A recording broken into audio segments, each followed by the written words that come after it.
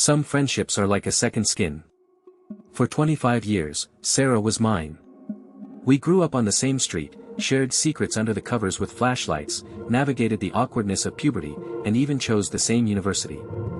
Our bond felt unbreakable, forged through countless shared experiences, triumphs, and heartbreaks.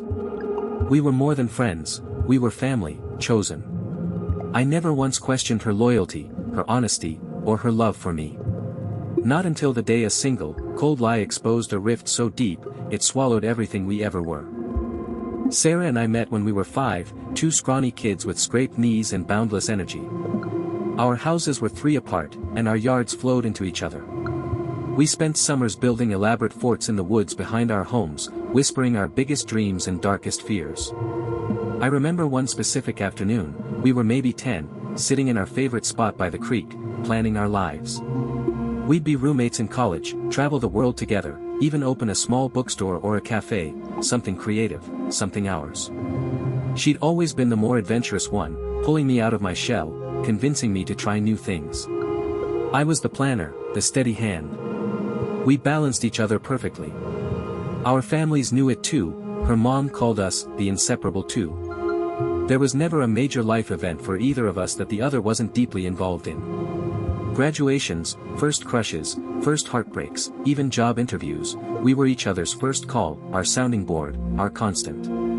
It wasn't just a friendship, it was a foundational pillar of my identity. I genuinely believed that no matter what life threw at us, our bond would endure. It was a given, as constant as the sunrise. After college, life took its inevitable twists and turns.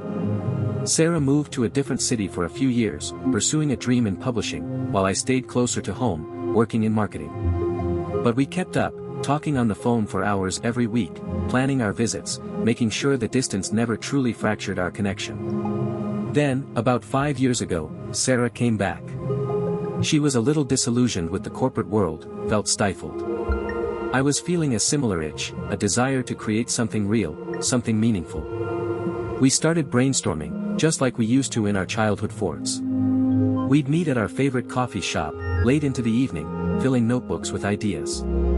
It was during one of these sessions that the idea for Canvas and Clay was born. It would be an online marketplace for independent artists, focusing on ethical sourcing and sustainable practices. We were both passionate about art and supporting small creators. We spent months refining the concept, working weekends and late nights, fueled by cheap coffee and an unshakable belief in our vision. We divided the responsibilities naturally. Sarah, with her publishing background, took charge of artist outreach and content creation. I, with my marketing experience, focused on the website, branding, and business development. It felt like we were finally building the bookstore or cafe we dreamed of as kids, just in a modern form. Canvas and Clay launched, and to our surprise and immense relief, it found an audience quickly. Artists were enthusiastic, customers loved the curated selection, and the press even picked up our story a few times.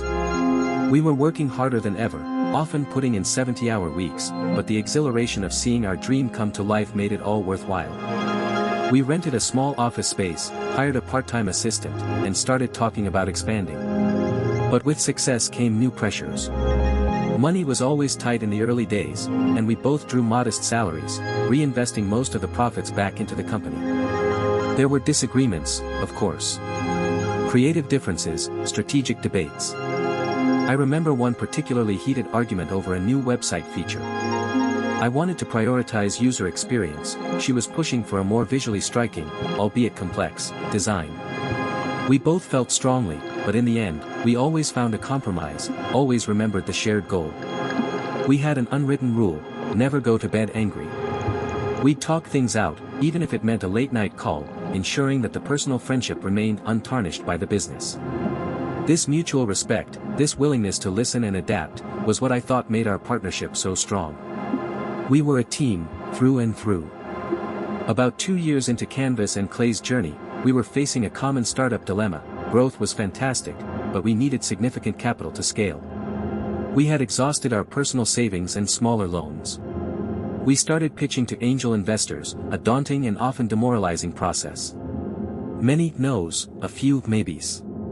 It was exhausting, but we pushed through, fueled by the conviction that our platform had real potential.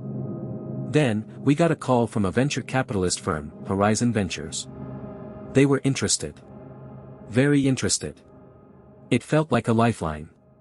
The lead partner, a sharp woman named Eleanor Vance, was incredibly impressive. She saw our vision, understood our market, and expressed genuine excitement. The terms of their investment, however, were substantial. They wanted a significant equity stake and a seat on our board. It meant giving up a chunk of the company we had poured our hearts into, but it also meant the resources to truly make Canvas and Clay what we envisioned. We discussed it for weeks, weighing the pros and cons. Ultimately, we agreed it was the right move. The future of Canvas and Clay depended on it. We drafted the agreements, meticulously reviewing every clause, feeling a mix of apprehension and giddy excitement. This was it, our big break. The Horizon Ventures deal was complex, involving several rounds of legal review. We each had our own lawyers, but we worked closely with them, ensuring we understood every detail. My lawyer, a meticulous man named Mark, pointed out a clause early on that felt a little off. It concerned the distribution of founder shares after the investment. Historically, Sarah and I had always held equal equity in Canvas and Clay. That was foundational to our partnership. But this new draft agreement from Horizon Ventures seemed to imply a slight, almost imperceptible, shift in that balance, favoring Sarah just a tiny bit. I brought it up to Sarah immediately. "Hey, did you see this?" I asked, pointing to the specific paragraph on my screen during a video call. "It looks like the equity split isn't quite 50-50 here. It's subtle, but it's there." She waved it off, a little too quickly, I thought at the time. "Oh, that's just a legal technicality," she said, her voice light. "My lawyer said it's standard. Something about how they structure it for operational roles. It evens out in the long run, don't worry about it." I remember feeling a flicker of unease, but I trusted her. She was my best friend. If she said it was a technicality, a minor detail that would even out, I believed her. I told Mark to proceed, assuming Sarah's lawyer had verified it. The paperwork was overwhelming, and I was eager to get the deal done. That flicker of unease, I now realize, was my gut trying to warn me. I just wasn't listening hard enough. The day we officially signed the agreement with Horizon Ventures was a whirlwind. There were celebratory lunches, toasts, and a palpable sense of relief and accomplishment. We shook hands with Eleanor Vance, smiled for photos, and felt like we were finally on the precipice of something truly great. In the midst of all the excitement, the final stack of documents was presented for our signatures. It was thick, dense with legal jargon. I remember Mark, my lawyer, giving me a quick rundown of the most critical points one last time. He touched on the equity clause again, briefly.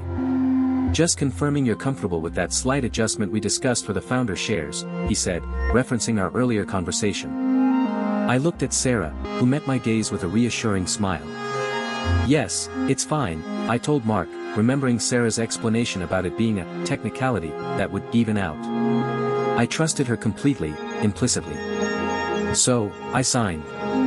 I affixed my signature to page after page, feeling the weight of a monumental decision, but also the joy of a dream realized. I didn't reread every single line, every single word. Who does, when you trust the people you're working with, especially when one of them is your oldest, dearest friend? I believed, without a shadow of a doubt, that Sarah had my back, just as I had hers. The ink dried, sealing not just a business deal, but what I thought was our continued, equal partnership. Months passed. Canvas and Clay flourished with the new investment. We hired more staff, expanded our marketing, and saw our artist community grow exponentially. The workload was still intense, but the rewards were tangible. One afternoon, about 8 months after the Horizon deal, I was preparing for a board meeting. I needed to cross-reference some financial projections with our current equity structure. I pulled up the official signed agreement, the thick document I'd signed in a haze of relief and excitement. I scrolled to the equity distribution section, the one Mark had flagged, the one Sarah had dismissed as a technicality. My heart began to pound. It wasn't a technicality. It wasn't a minor adjustment. It was a clear, unambiguous clause that granted Sarah a 52% stake in Canvas and Clay, while I held 48%. A 4% difference. It might not sound like much, but it meant she was the majority shareholder. It meant she had ultimate control. It meant the balance we had always maintained, the equal partnership, was gone. I reread it, my eyes scanning every word, hoping I was misinterpreting, hoping it was a typo. But there it was, in black and white, undeniably clear. And then I remembered. Her quick dismissal. Her vague explanation. A cold dread settled in my stomach. I didn't call her. I couldn't. My hands were shaking too much. I needed to see her face, to look her in the eye. I drove straight to our office, my mind racing, replaying every conversation, every interaction since that clause was first mentioned. When I walked into her office, she looked up, smiling, oblivious. "Hey, what's up? You look like you've seen a ghost," she said, her usual cheerful tone. I placed the printed document, open to the offending page, on her desk. "What is this, Sarah?" My voice was barely a whisper, but it vibrated with a raw intensity one didn't recognize. Her smile faltered. Her eyes flickered from my face to the document, and then a strange, almost imperceptible shift occurred in her expression. A flicker of guilt, quickly masked by defensiveness. "Oh, that," she said, trying for casual, but her voice was tighter now. "I told you, it was a legal thing. It doesn't mean anything." "It means everything," I countered, my voice rising. "It means you lied to me. You knew. You knew exactly what this meant, and you let me sign it. You let me believe it was a technicality. Why, Sarah? Why would you do this?" The cheerful facade completely crumbled. She looked away, her shoulders slumping slightly. The silence in the room was deafening, thick with betrayal. She finally looked back at me, her eyes clouded.